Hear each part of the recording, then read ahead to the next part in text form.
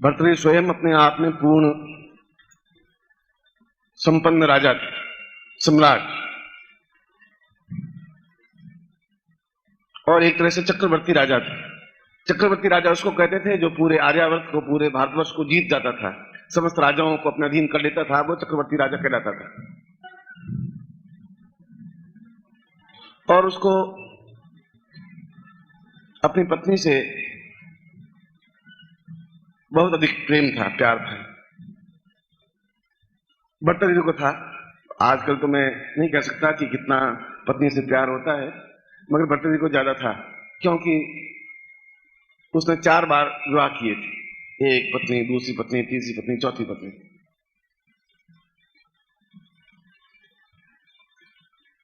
और जब एक दिन उसको ये मालूम पड़ा कि मेरी पत्नी किसी परपुरुष से संबंधित है, तो एकदम से उसको वैराग्य सा उत्पन्न हुआ और ये सब कुछ छोड़ छाड़ करके, राज्य गद्दी छोड़ करके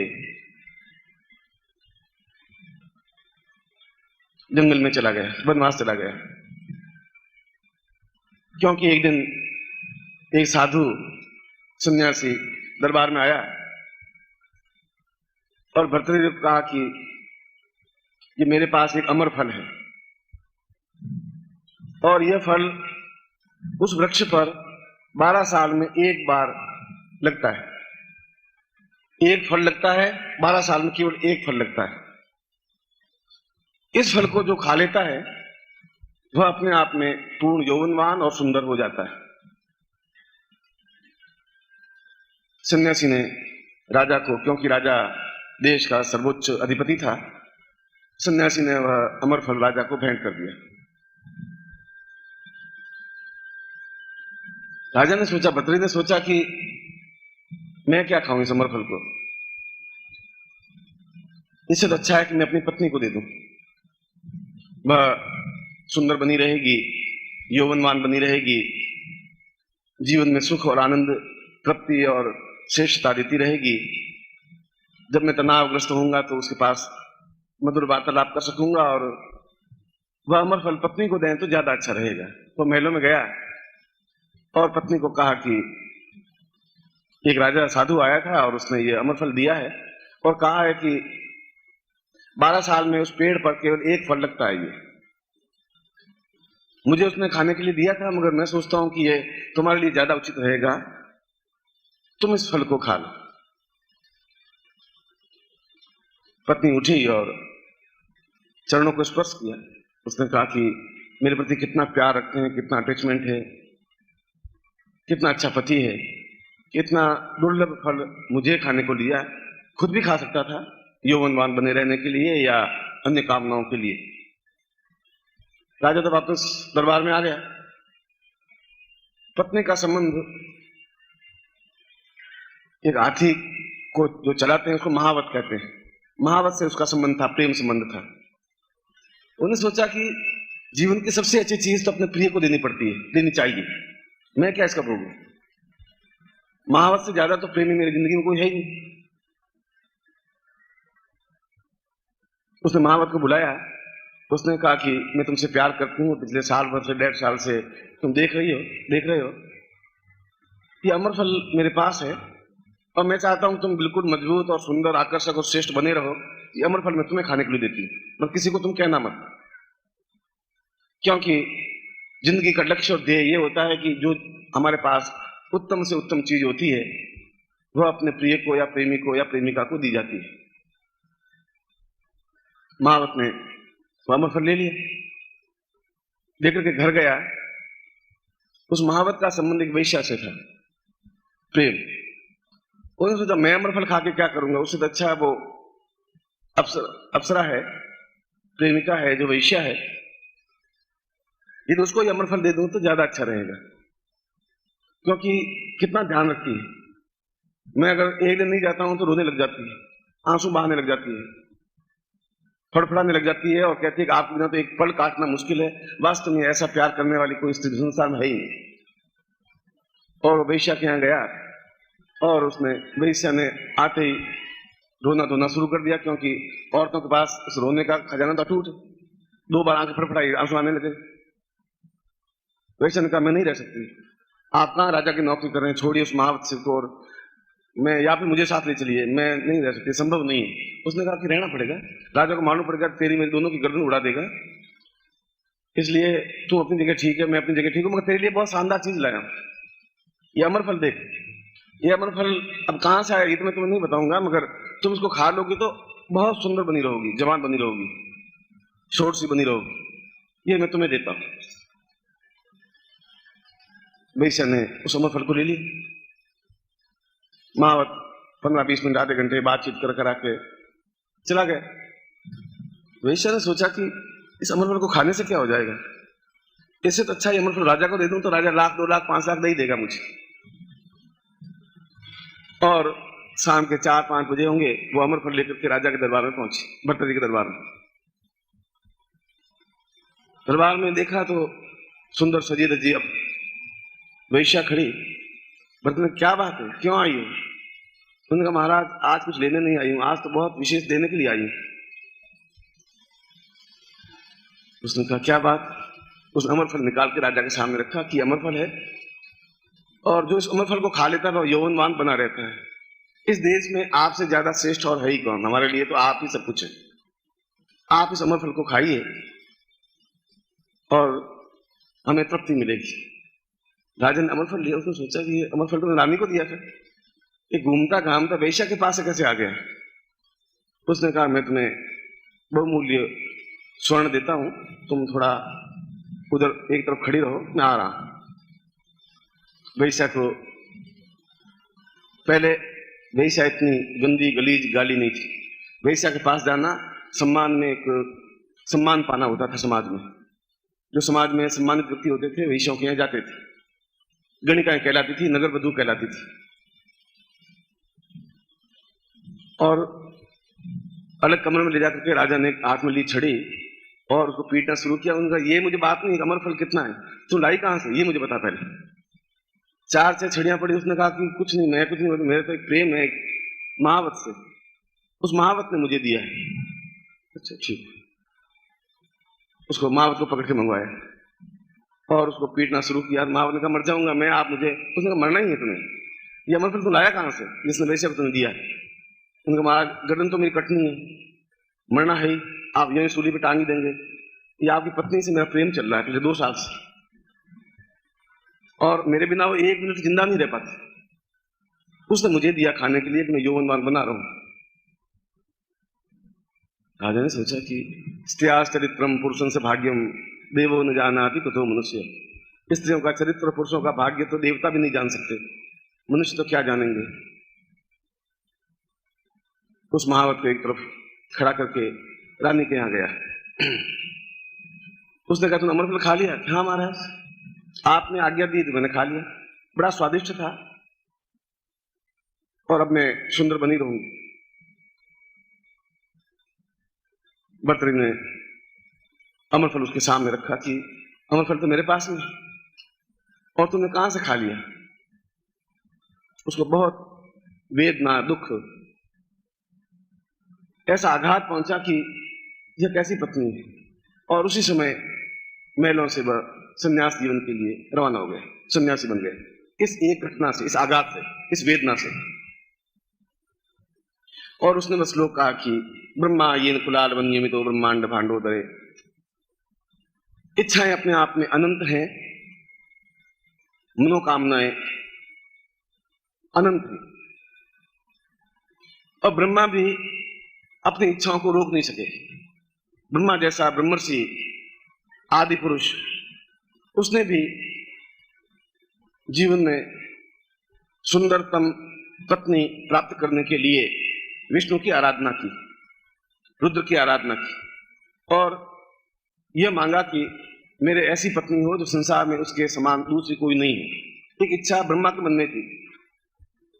और विष्णु ये दशा अवतार गए नोक्षिप्तो, महाविष्णु ने भी जब समुद्र मंथन हुआ तो समुद्र से कई चीजें निकली, 14 चीजें निकली। श्री, रंभा, विष, वारुणी, अमी, शंख, गजराज, कल्पद्रुम, शशि, धेनु, धनु, धन्वंतरी, मणि, बाघ। कल्प वृक्ष निकला, कामधेनु निकली, लक्ष्मी भी निकली, सुंदर श्रृंगार किए हुए समुद्र से। उस अमृत को पाने के लिए देवता भी झपटे, दैत्य भी झपटे। विष्णु ने कहा कि ये सब बेकार चीजें, असली रत्न तो ये खड़ी लड़की है, लक्ष्मी, वो इतनी सुंदर है और ये पास में होगी तो अपने आप अमृत प्राप्त हो जाएगा। चतुरता तो इसी में है। उसने लक्ष्मी का वर्ण कर लिया, शादी कर ली। उनकी भी इच्छा रही कि यह मेरे पास रहे या मैं इससे विवाह कर सकूं लक्ष्मी से। रुद्रो येन कपाल पाणी पुटके, रुद्र जैसा सन्यासी शमशान में रहने वाला, वह भी 12 साल तक क्षिप्रा नाम की एक अप्सरा से बराबर आसक्त रहे और जब तक उनको सिद्ध नहीं कर लिया, जब तक वह बस में नहीं हो गई, तब तक पार्वती को भूल गए, घूमते रहे और आखिर क्षिप्रा को अपने मन के अनुकूल बना सके। तो भर्तृहरि कह रहे हैं कि इच्छाएं तो जीवन में आवश्यक हैं, देवताओं को भी थी। इच्छा भी न पशु, जिसके मन में इच्छा नहीं होती वह पशु है। पशुओं की कोई इच्छा नहीं होती, वह जंगल में खदेड़ दिए जाते हैं, जंगल से वापस घर आ जाते हैं, चारा डाल देते हैं, चारा खा लेते हैं, फिर चले जाते हैं। उनके इच्छाएं नहीं होती और जिनकी इच्छाएं नहीं होती वह पशु है। इसलिए हमारे शास्त्र में कहीं ऐसा नहीं कहा कि आप इच्छाओं का दमन करें, ऐसा नहीं कहा है। हमारे कोई शास्त्र में ऐसा नहीं कहा कि तुम सब कुछ छोड़ दो, बस कुछ नहीं, खाना नहीं खाना है, पानी नहीं पीना है, कुछ करना नहीं है, जंगल में जाकर तपस्या करनी है, ऐसा हमारे शास्त्रों में उल्लेख है नहीं। ये तो बाद के साधुओं ने ऐसी बातें हमारे ऊपर थोप दी गई। शास्त्र अलग कह रहा है, वे साधु जिनको ज्ञान नहीं था वो अलग बात कह रहे हैं। किसी भी शास्त्र में ये लिखा हुआ नहीं कि एकादशी को भूखा रहना चाहिए। आप मुझे बता दीजिए कोई शास्त्र लाके सामने रखिए, है ही नहीं ऐसा कहीं लिखा हुआ। घर में खाने के लिए स्वादिष्ट पदार्थ है, फिर भूखे काय के लिए रहे, क्यों रहे? इच्छा हम क्यों नहीं करें? मनुष्य देह धारण की है, भर्तृहरि ने की थी, विष्णु ने की थी, ब्रह्मा ने की थी, रुद्र ने की थी। इन्होंने भी मनुष्य देह धारण इसलिए की कि वे अनंत इच्छाओं का भोग कर सके। देवता भोग नहीं कर सकते, देवता उन इच्छाओं को प्राप्त नहीं कर सकते। और मनुष्य एक ऐसी बीच की श्रेणी है, देवताओं और दानवों के बीच की श्रेणी, जो इच्छाओं को सोचता भी है और इच्छाओं को पूर्णता भी दे सकता है।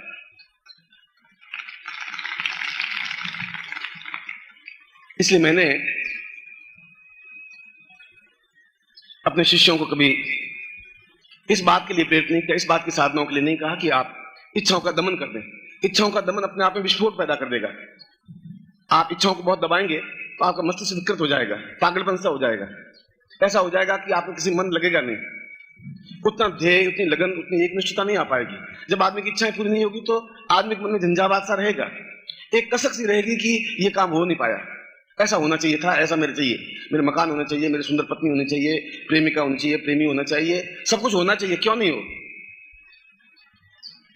क्योंकि इच्छाओं का दमन मनुष्यता का दमन है। और ये इच्छाएं अपने आप में प्रत्येक साधक के लिए, प्रत्येक ऋषि के लिए, प्रत्येक सन्यासी के लिए आवश्यक। मैं तो सन्यासियों को भी ये कहता था कि आपकी इच्छाओं को कुचलो मत, इच्छाओं को दबाइए मत। आपकी इच्छा गंगा में 4 घंटे स्नान करने की है, 4 घंटे तैरिए, आप खूब तैरिए। और जिस दिन आपको स्वादिष्ट भोजन करने की इच्छा है तो किसी गांव में चले जाएंगे और वहां के किसी व्यक्ति कह देंगे आज सब शिष्यों के लिए हलवा बनाना है, तो बनाएगा। तुम इच्छाओं को तोड़ करके जिंदा नहीं रह सकते। और गृह शिष्यों को भी यही बताया कि इच्छाओं को दमन करना, अपने जीवन को दमन करना है। ऐसी हमारे मन में सैकड़ों इच्छाएं होती हैं, समाज के वैसे नहीं कर सकते हम।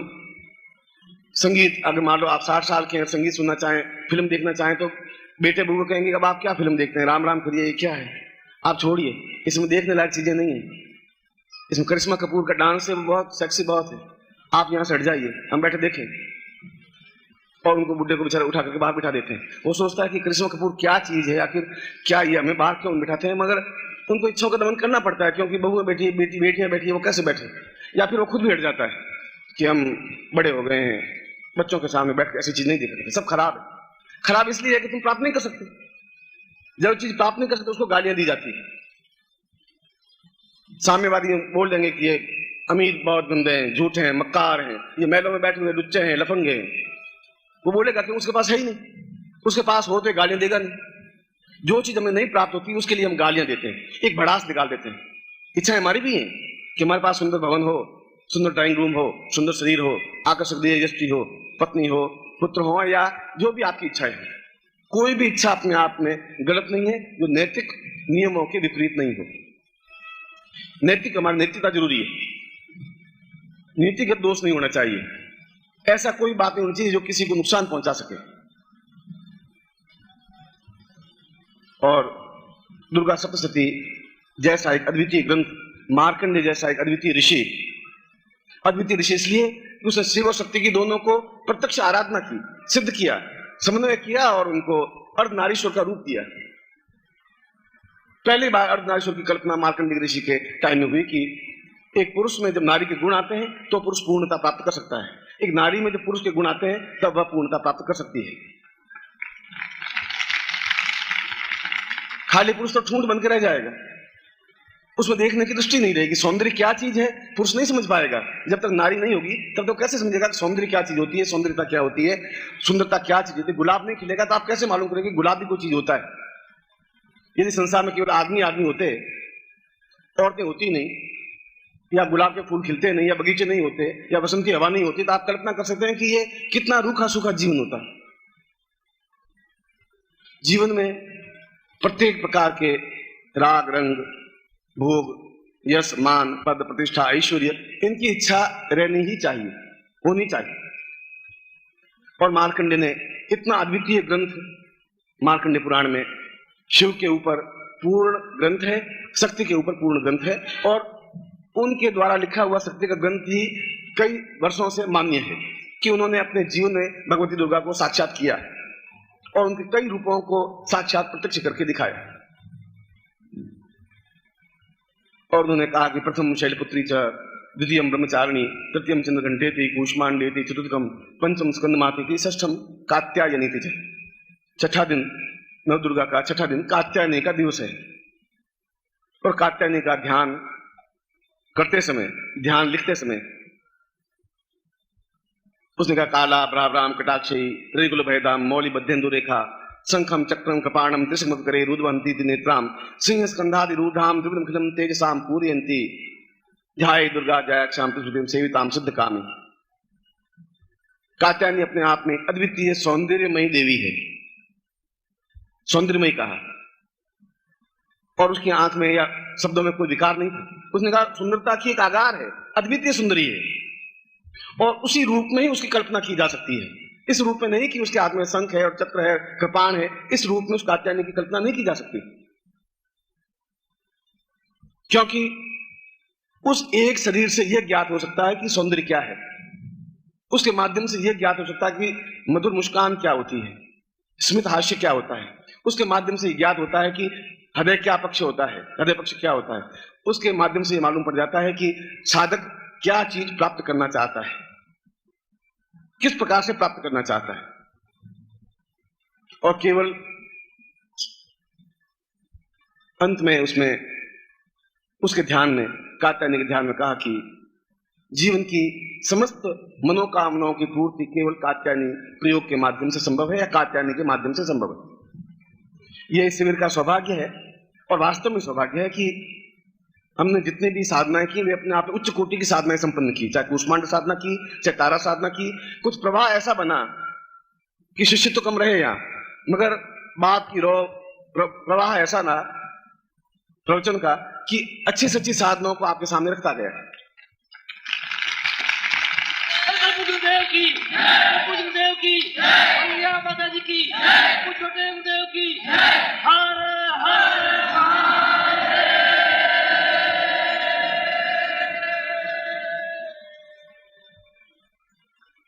कात्यायनी शब्द की व्याख्या भी हमें समझ लेनी चाहिए कि कात्यायनी शब्द का अर्थ क्या है, उसका मूल ध्येय क्या है, चिंतन क्या है।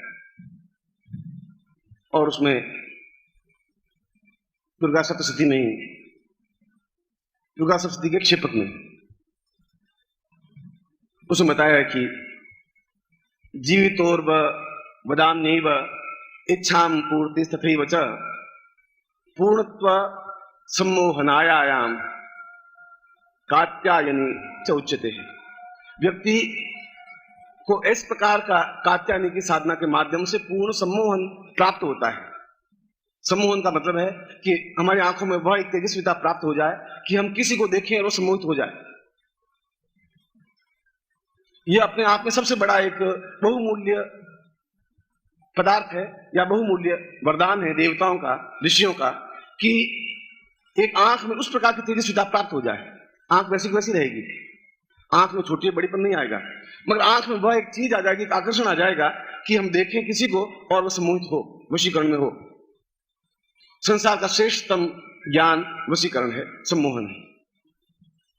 अगर सम्मोहन नहीं है, अगर आप में वशीकरण करने की ज्ञान है, तो आप देवताओं को भी वश में कर सकते हैं, जड़ चेतन जीव जंगम किसी को भी अपने वश में कर सकते हैं। मेरे सामने का एक किस्सा है, बनारस में महावीर प्रसाद पोद्दार थे, कल्याण के संपादक थे। कई बार उनका शरीर शांत हो गया, उनकी एक दोहिती थी, बनारस में रहती थी और उनके पति आज भी कपड़े के व्यापारी हैं। ये 15-17 साल पहले की बात कह रहा हूं। वह गंगा स्नान को रोज जाते थे। संयोग से मैं उस दिन वहां उनके घर पर था। वहां पर कोई सन्यासी मिला। अब सन्यासी भगवे कपड़े पहने हुआ भी सन्यासी हो सकता है, और शराब पीने वाला भी सन्यासी के भगवे कपड़े पहन करके अपने आप को सन्यासी कह सकता है। उसने उसको सुंदरता को देखा कि बड़ी सुंदर है। अब सन्यासी की मर्यादा भी नहीं तोड़ सकते, और भी कई लोग थे। तो उसने उसके झोली में एक माला डाल दी। उसने कहा, ये माला ले जा और घर जाकर इसको पहन लेना। उसने बड़ी श्रद्धा के साथ में उस आंचल में उस माला को बांध ली और बांध करके घर आ गई। स्नान करने के बाद में कपड़े बदले, पति ने भी कपड़े बदले, और मैं संध्या वंदन करके उठा ही था। उठा मुझे झटका लगा कि कुछ ऐसी चीज है जो एबनॉर्मल है, जो कुछ ठीक नहीं इस घर में। क्या ठीक नहीं है मैं कल्पना नहीं कर पाया। मैंने कहा, तुम स्नान करके आए? उसने कहा, हम रोज आते हैं, स्नान करके आए गुरुजी। और उसने कहा कि ये आज एक सन्यासी मिला उच्च कोटि का, उसने माला दी मुझे। मैंने कहा, और क्या कहा? उसने कहा, घर जाकर इसको पहन लेना। मैंने कहा, तुम पहन लो, अगर कहा है सन्यासी ने तो पहन लो। उसने माला अपने गले में पहनी, और पहनने के बाद न मुझे बोली कुछ और न अपने पति को बोली, सीधे रास्ते से अपने गेट से बाहर निकल गई। पति ने कहा, कहाँ जा रही हो? मुझे क्या मालूम कहाँ जा रही हो, तुम पूछो उसे, तुम कहाँ जा रही हो, कहाँ जा रही हो, कुछ बोले ही नहीं। मैंने कहा, तुम इसका हाथ पकड़ के वापिस लाओ। वो गए और 100 चली गई थी, उसको हाथ पकड़ के घसीट करके जबरदस्ती घर में लाई। उसने कहा, मैं जाऊंगी। कहाँ जाऊंगी ये भी उसको मालूम नहीं। मैंने कहा, इसकी माला उतार। उसके गले से माला उतारी, उसको चेतना हुई। उसने कहा कि एकदम से जैसे झटका लगाओ, विद्युत करंट लगाओ। उसने कहा कि मेरा माइंड इतना खराब हो गया था, मुझे वो सन्यासी दिखाई दे रहा था, ऐसा लग रहा था कि मैं सीधी गंगा जाऊं और उसको मिलूं और उसके पास रहूं।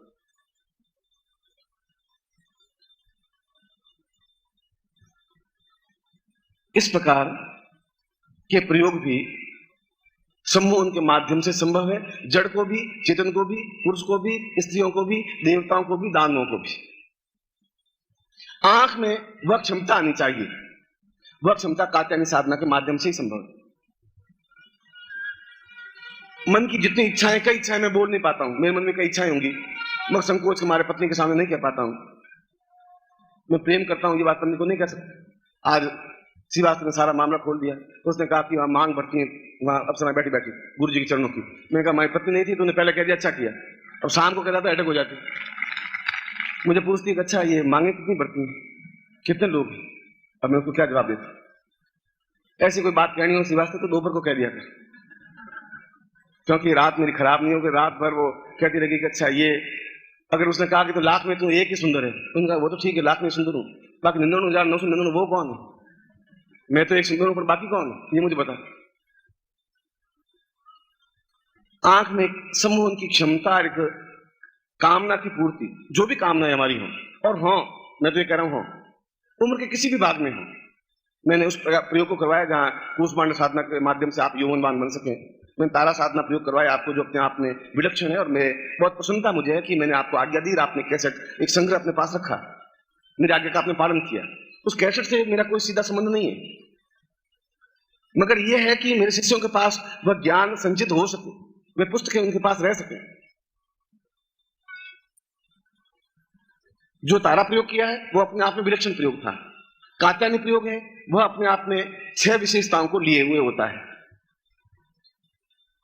प्रथम सम्मोहन आयांच, पहली बात तो उसमें उसकी आंख में सम्मोहन करने की भावना आ जाती है, सम्मोहन करने का गुण आ जाता है, वशीकरण करने का अपने आप में गुण आ जाता है। उसके लिए कोई मंत्र जाप करने की जरूरत नहीं होती।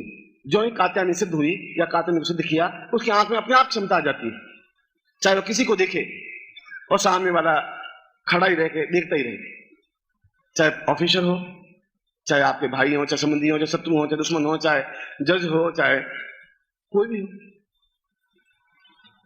सारे संसार के झगड़े तनाव इस बात के लिए आपके और उनके बीच में डिफरेंस है, आपकी पत्नी के बीच में डिफरेंस है, आपके प्रेमी और प्रेमिका के बीच में डिफरेंस है, शादी नहीं हो पा रही है या अवसर के आपके बीच में डिफरेंस है, इसलिए कि आपकी आंख में वो सम्मोहन की भावना नहीं। प्रथमम सम्मोहनायांच द्वितीयम पूर्णमेव च। दूसरा कात्यायनी का प्रयोग है अपने आप में मनोकामनाओं को पूर्ति करने वाला, किसी भी प्रकार की मनोकामना। उस प्रयोग में किस समय मनोकामना बोलना है, किस प्रकार से करना है, यह उस मंत्र की विधि है जो मार्कंडे ने लिखी है। आपको खुद को मालूम होना चाहिए कि मार्कंडे ने 106 शादियां की थी, 106 विवाह तो एक से किया, मगर उसने कहा 105 प्रेमिकाएं हैं, खुल करके कहा कि 105 प्रेमिकाएं हैं, उसने कोई संकोच नहीं किया। मगर मेरी आंख में कोई विषाद नहीं है, क्योंकि मेरी आंख में एक सम्मोहन है। मैंने सम्मोहन को पहली बार उस ब्रह्मांड से प्राप्त करके आजमाया है कि क्या मैं किसी को वश में कर सकता हूं कि नहीं, और मैंने देखा है वो वश में हुई। मैं मिलता भी नहीं हूं 4 महीने, फिर भी वो मुझे छोड़ नहीं पाती। पहली बार उसने, उस ऋषि ने भी अपनी बात को खुलासा से कहा। वो कह सकता है जिसके हृदय में ताकत होती है, क्षमता होती है। जो कमजोर और कायर होते हैं वो छुप छुपा के चलते हैं, बुद्धिल होते हैं।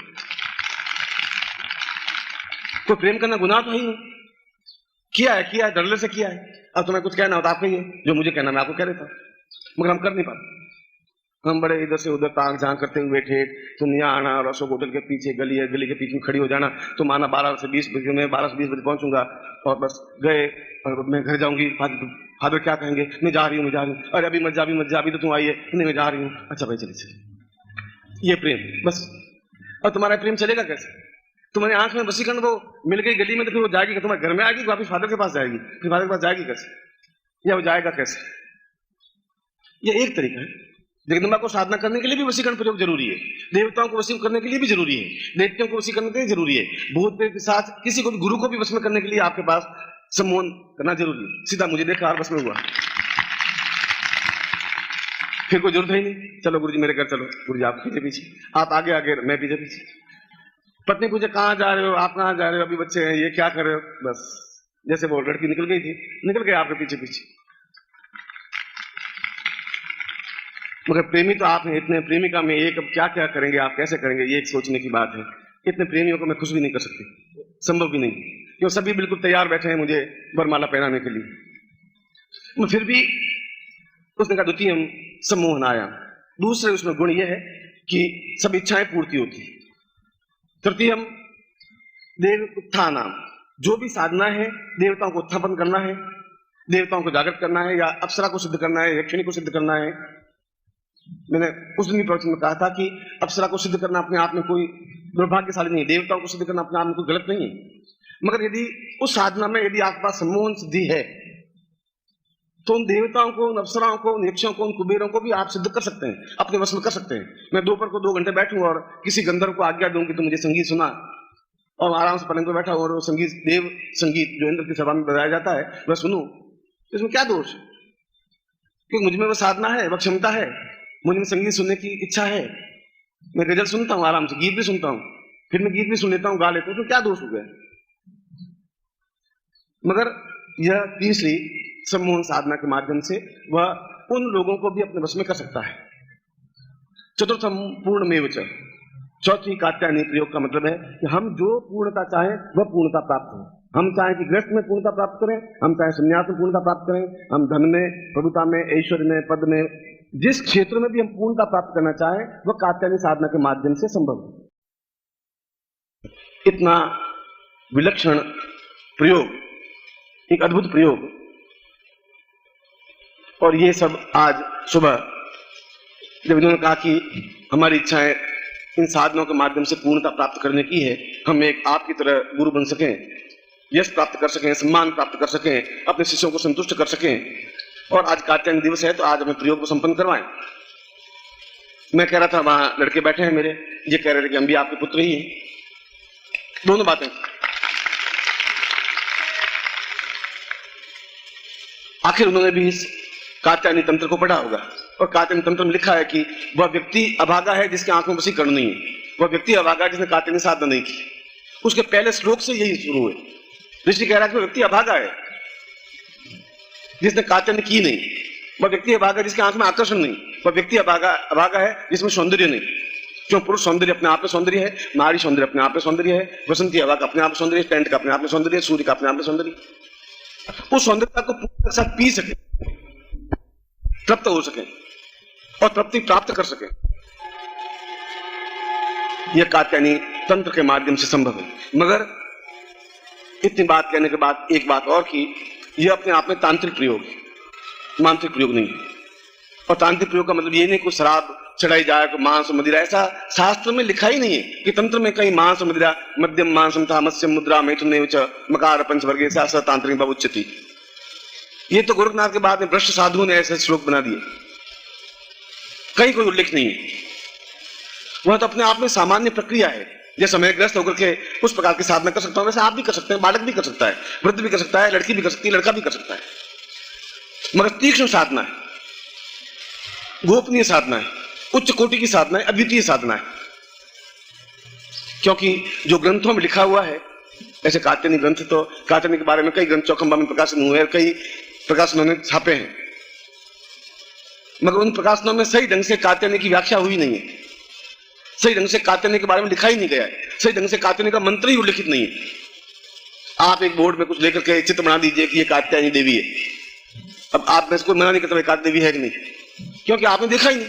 कात्यायनी के हाथ में तलवार परशु कुछ है ही नहीं, वह पूर्ण सौंदर्य में ही है, पूर्ण श्रेष्ठ में ही है, पूर्ण वशीकरण युक्त है, प्रभावपूर्ण है, कामनाओं की पूर्ति करने वाली है, इच्छाओं की पूर्ति करने वाली, जिससे व्यक्ति के मन में इच्छाओं का दमन नहीं हो,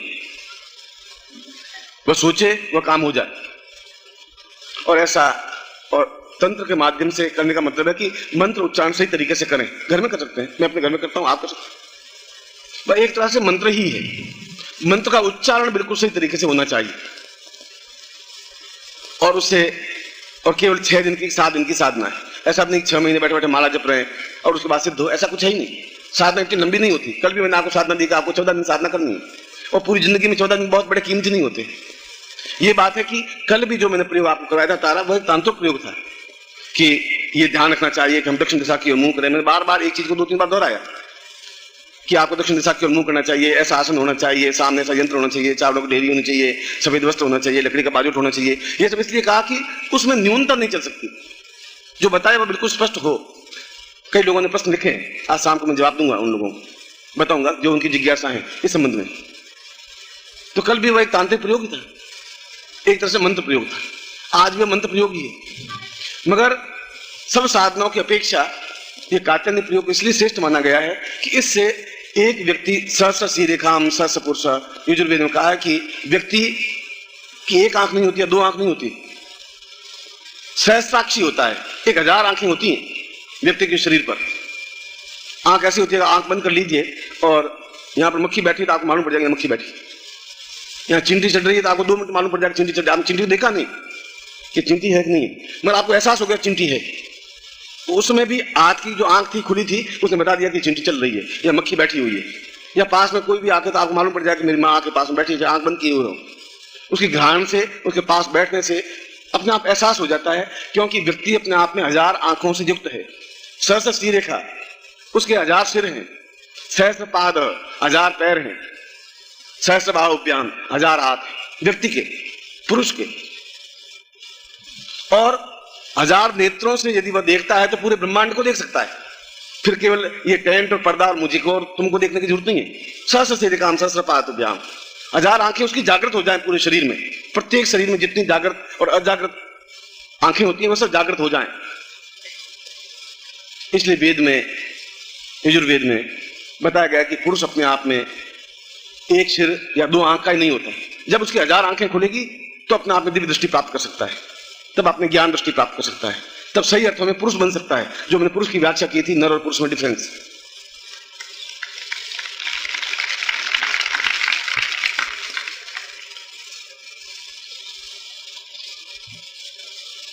आज वास्तव में बड़ा सौभाग्यशाली दिन है कल रात को मैं नींद पूरी ले ही नहीं पाया था, क्योंकि रात को मुझे खुद को अपने प्रयोग करने थे। सुबह जल्दी से इनको प्रयोग शुरू करवा दिए, और मेरी भी इच्छा थी कि ऐसी कोई विद्या गोपनीय नहीं रह सके जो आपके पास नहीं आ सके। मैं चाहता हूं कि जो कुछ भी है वह सबका सब आप में उंडेल दूं, दे दूं, पूर्णता के साथ दे दूं।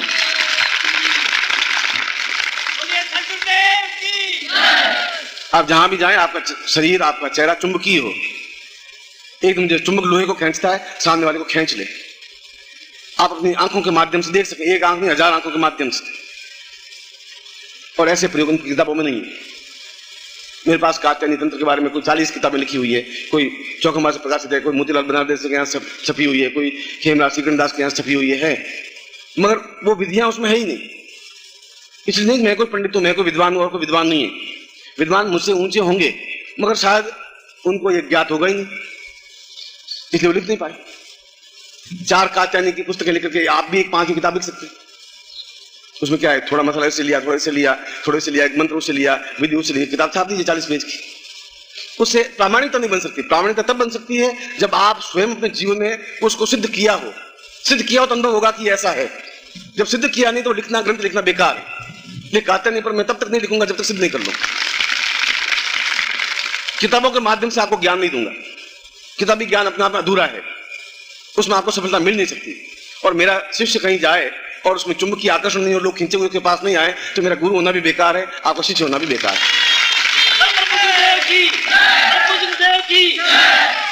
कुछ तो आप में विशेषता होनी चाहिए कि ये डॉक्टर श्रीमाली के शिष्य हैं या गुरुदेव के शिष्य, कुछ तो होना चाहिए डिफरेंस। एक जैसा शिष्य क्या, ऐसी हर क्षण आपके प्रति इच्छा रहती है, हर क्षण आपके प्रति भावना रहती है। और वास्तव में आज कात्यायनी इस छठे दिन उसी मार्कंडेय ने जिस प्रकार से सिद्ध साधना की थी कात्यायनी की, ठीक उसी मार्कंडेय को मंत्रों से आहूत करके बुला करके और उनकी उपस्थिति में ही मैं इस प्रकार की साधना, इस प्रकार का प्रयोग आपको संपन्न करवाऊंगा, जिसका आपका पूरा शरीर 1000 आंखों से युक्त और चुंबकीय और आकर्षण और वशीकरण से युक्त होकर के आपकी सारी इच्छाएं जल्दी से जल्दी पूर्ण हो सके, ऐसा प्रयोग मैं आपको शाम को संपन्न करवाऊंगा। मैं आपको हृदय से आशीर्वाद देता हूं। कल्याण कामना पूर्ति प्रयोग। पुनः गणपति को स्मरण करें। दीर्घाननं पूर्वमदेव तुमं वन्देत्मकायं परमं प्रसीदं सिद्धेश्वरायं गणपत्यरूपं नमामि विघ्नेश्वरपादपङ्कजं।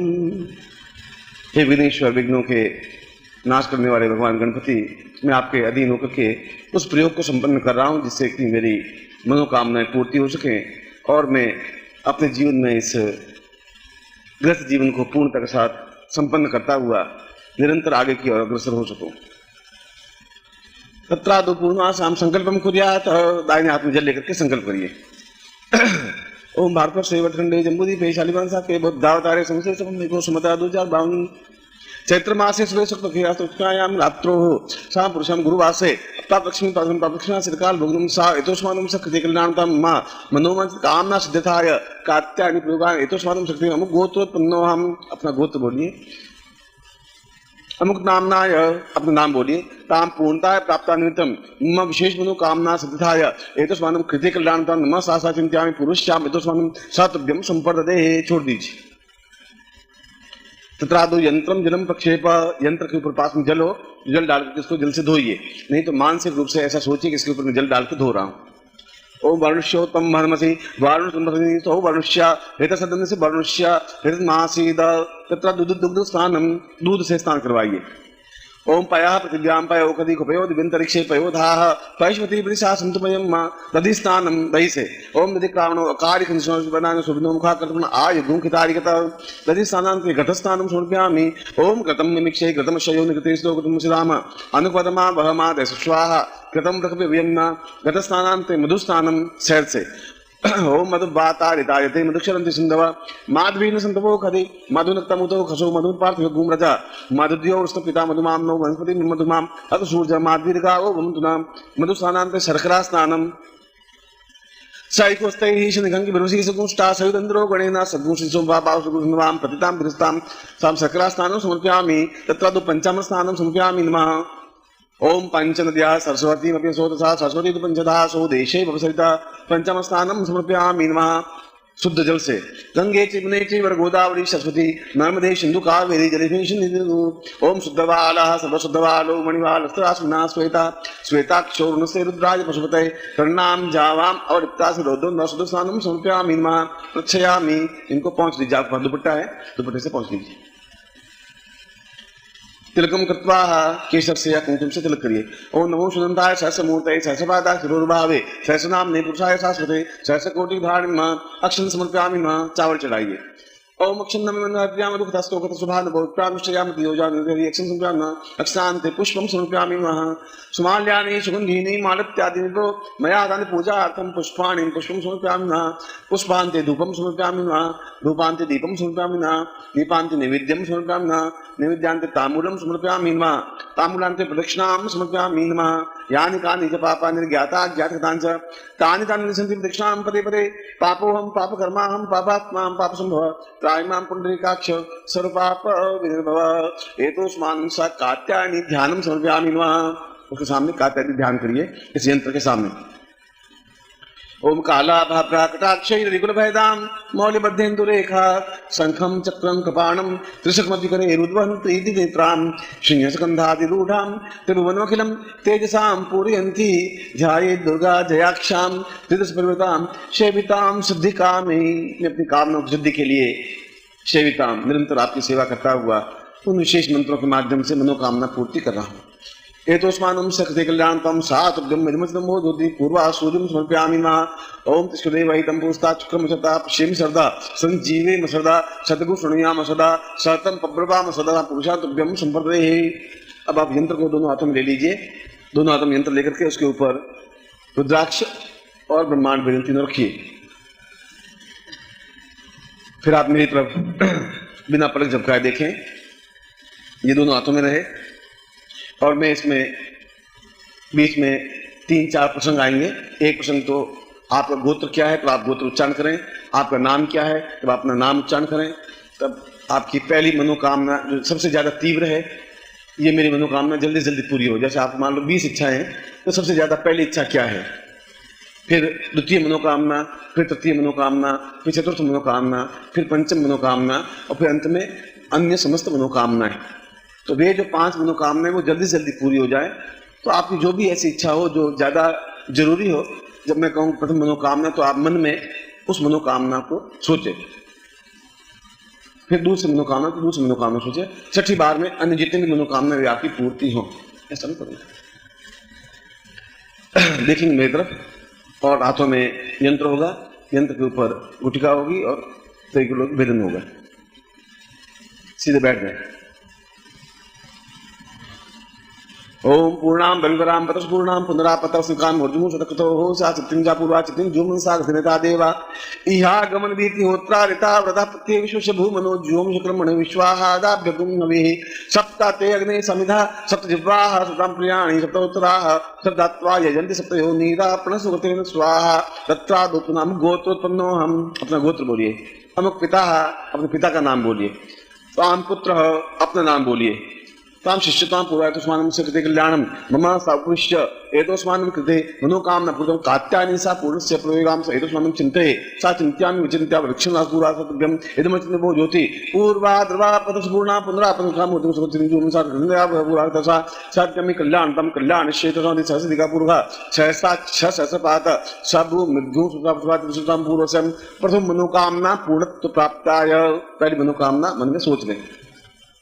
दीर्घायुत्वाय बलाय वचसे सुप्रजात्वाय सहस्राम अथो जीव सर्वस्तम्मा चित्तं जो मनसारते नथा देवा इह गमन विद्य हो प्रारिता वदा प्रत्येक विश्व मनो जो क्रमणे विश्वाहादा दुर्गुणवेः सप्तते अग्ने समिधा सप्तजिह्वाः सप्तधाम प्रियाणि सप्तहोत्राः सप्तत्वाय यजन्ति सप्तयो नीरा प्रणस्योगते स्वाहा। द्वितीय मनोकामनां पूर्तिः प्रत्यादो चित्तिंजा पूर्वा एतोस्मानं कल्याणं पूर्वा सचते दिवो दिवा पृथिव्यां मध्या पूर्वा सचिन्त्यामि कल्याणपां समस्ता एतोस्मानं दिवा पूर्वस्य पूर्वस्य चिन्त्यामि तत्योत्तमा पूर्वातकीय मनोकामना सिद्धि प्राप्य तो सातक्ति मनोकामना सिद्धि हेतु स्वानुकृतिक दानतम मम समस्त मंत्रेण रूपेण तंत्रोक्त रूपेण सा देवत्व रूपेण शाक्ति रूपेण सांख्योक्त रूपेण शैव रूपेण वैशव रूपेण समस्तां ब्रह्मस्वरूपेण एतस्मानं सकृते कल्याणं शीघ्र कार्य सिद्धाय मम अनुमाचित कामना सिद्धाय चतुर्थ मनोकामना पूर्णत्वम एतस्मानं चौथी मनोकामना सोचे दीर्घश्याम थोड़ा पूर्वा संजामि नमो सुंदर सा पूर्वा सा दीर्घश्याम उग्रश्च विमस्तवाम तस्य धनुष्य सा समांश्याम भेगवाम चव्विकृत स्वाहा अनस्त्राम विद्या रुद्रा वसव संहिताम पुनर्ब्रह्माणो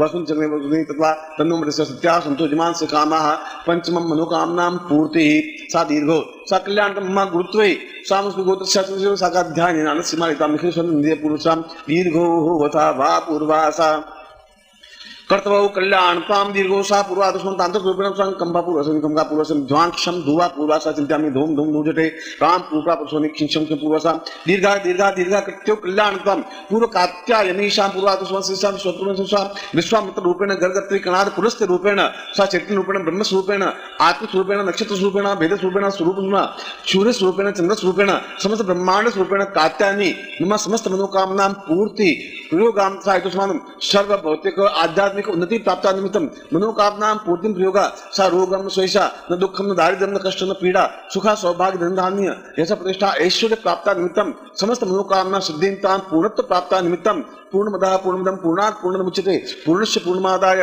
पूर्णमेवावशिष्यते पूर्णत्वं सा तभ्यम् एकदम वर्चितं बोधोति पूर्वा कल्याणकम् एतं सा अंकास हंगास पूर्वा सा अहह सा पूर्वा समित कल्याणकम् दीर्घो सा तभ्यं संपर्दे। इस यंत्र को दोनों नेत्रों से लगा करके अपने सामने रख दीजिए और उसके ऊपर गुटिकाओं को रख दीजिए।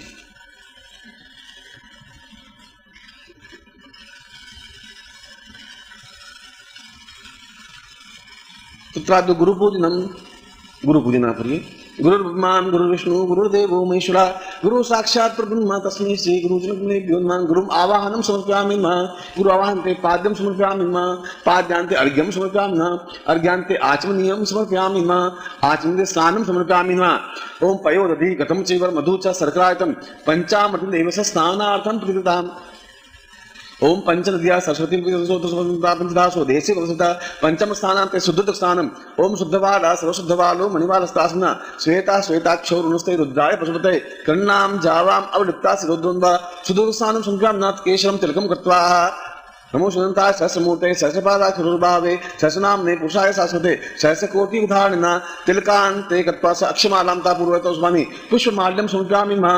तां सुमाला नीचगुन्धीनि मालित्यादिनो मया तानि पूजार्थं पुष्पाणि पुष्पं समर्पयामि नमः। पुष्पान्ते धूपं समर्पयामि नमः। धूपान्ते दीपं दीपान्ते नैवेद्यं नैवेद्यान्ते प्रतिष्ठान्ते समदक्षिणां समर्पयामि नमः।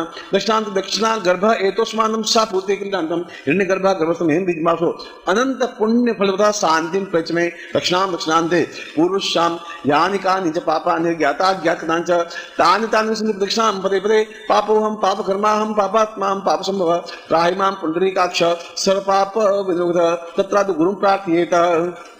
त्वमेव माता च पिता त्वमेव त्वमेव बन्धुश्च सखा